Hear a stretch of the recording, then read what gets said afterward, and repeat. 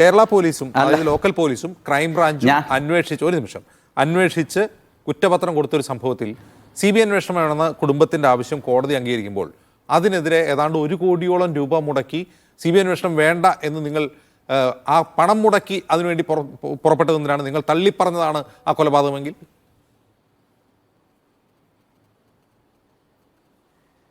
അല്ല, ഞാൻ അങ്ങയുടെ നേരിട്ടുള്ള ചോദ്യത്തിന് ഞാൻ വേറെ ചരിത്രമോ ഞങ്ങൾക്ക് മാത്രം സമീപത്ത് നേരിടേണ്ട വന്ന രക്തസാക്ഷിത്വങ്ങളുടെ അനുഭവങ്ങളോ കോൺഗ്രസും SDPയും BJPയും ചേർന്ന് ഏകപക്ഷീയമായി കൊന്നുകളഞ്ഞ സമീപത്തെ അനുഭവങ്ങളോ ഒന്നും ഞാൻ വിശദീകരിച്ചില്ല. ആ ചരിത്രത്തിലേക്ക് പോകുന്ന നിങ്ങൾ പലർക്കും പത്യമാവില്ലല്ലോ.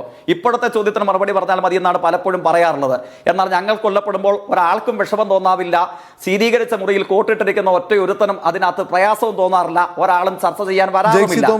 ചരിത്രത്തിലേക്ക് പോയില്ല. CPM-കാരൻ കൊല്ലപ്പെടുമ്പോൾ മാധ്യമപ്രവർത്തകർക്ക് പ്രശ്നമില്ല.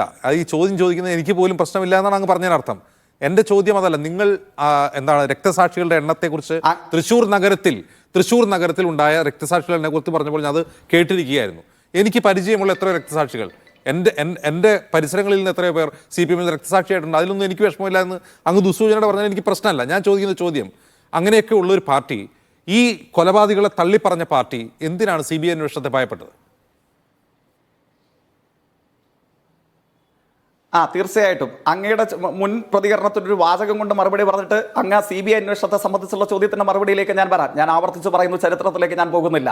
ഞാൻ സത്യസന്ധമായും അങ്ങയോട് ചോദിക്കട്ടെ, അങ്ങയുടെ ഉള്ളിലെ മനുഷ്യന് വിഷമമുണ്ട് എന്ന് തന്നെയാണ് ഞാൻ കരുതുന്നതും അങ്ങനെ ഉണ്ടാവണമെന്നാണ് ഞാൻ ആഗ്രഹിക്കുന്നതും. കാരണം കൊലപാതകം CPI-ന് ഉണ്ടാകുമ്പോൾ മാത്രം വേദനിക്കുകയും മറ്റിതര ആളുകൾ കൊല്ലപ്പെടുമ്പോൾ സന്തോഷിക്കുകയും ചെയ്യുന്ന ഒരു മനസ്സ് സത്യസന്ധമായും മനുഷ്യരായി പറഞ്ഞ ആൾക്കും ഉണ്ടാകാൻ പാടില്ല.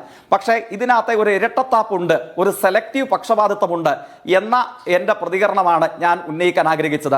അങ്ങേക്ക് സത്യസന്ധമായും വ്യക്തിപരമായും വിഷമം ഉണ്ടാകുമെന്ന് തന്നെയാണ് ഞാൻ കരുതുന്നത്. പക്ഷെ അങ്ങൊന്ന് ആലോചിച്ചു നോക്ക്, കേരളത്തിൽ സമീപ വർഷങ്ങൾക്കിടയിൽ എത്ര ആളുകൾ കൊല്ലപ്പെട്ടു ഇടതുപക്ഷത്തിന്റെ ഭാഗമായി നിന്നുകൊണ്ട് മാത്രം. ധീരജ് രാജേന്ദ്രനെ കൊന്നുകളഞ്ഞില്ലേ? അദ്ദേഹത്തെ കൊന്നുകളഞ്ഞ കേസിലെ പ്രതി നമ്മുടെ നാട്ടിലെ ഇപ്പോഴത്തെ വടകര MP-യോടും പാലക്കാട് MLA-യോടും ഒപ്പം പരസ്യമായി നടന്ന് വോട്ട് ചോദിച്ചിട്ടില്ലേ? പൊള്ളിയിട്ടുണ്ടോ? കേരളത്തിൽ മാധ്യമ പ്രവർത്തകരെന്ന് മേനിനടിച്ച് സാധാരണഗതിയിൽ മുഖ്യധാരയിൽ പ്രവർത്തിക്കുന്ന ഏതെങ്കിലും ഒരാൾക്ക്, ഏതെങ്കിലും ഒരുവന് കൊലക്കേസ് പ്രതി എല്ലാ ഉപതെരഞ്ഞെടുപ്പിലും പാർലമെന്റ് തെരഞ്ഞെടുപ്പിലും വോട്ട് ചോദിക്കാൻ ഓരോ മണ്ഡലത്തിലും വന്നു? 1-ാം പ്രതിയാണ് വന്നത്. ഒറ്റക്കുത്തിന് ഒരു എഞ്ചിനീയറിംഗ് കോളേജ് വിദ്യാർത്ഥിയെ ക്യാമ്പസിനുള്ളിൽ കയറി കൊന്നുകളഞ്ഞവനാണ്. അയാളെക്കുറിച്ച് KPCC പ്രസിഡന്റ് പറഞ്ഞത് ഇത് ചോദിച്ചു വാങ്ങിയതാണ്, ഞങ്ങൾ ഈ കൊലപാതകയെ സംരക്ഷിക്കുമെന്നാണ്. ആർക്കാ പൊള്ളലുണ്ടായത്? സനൂപിനെ അങ്ങേക്കറിയുമോ? ഹക്കുമിദിലാജിനെ അങ്ങേക്കറിയുമോ? കായംകുളത്തെ സിയാദിനെ അങ്ങേക്കറിയുമോ?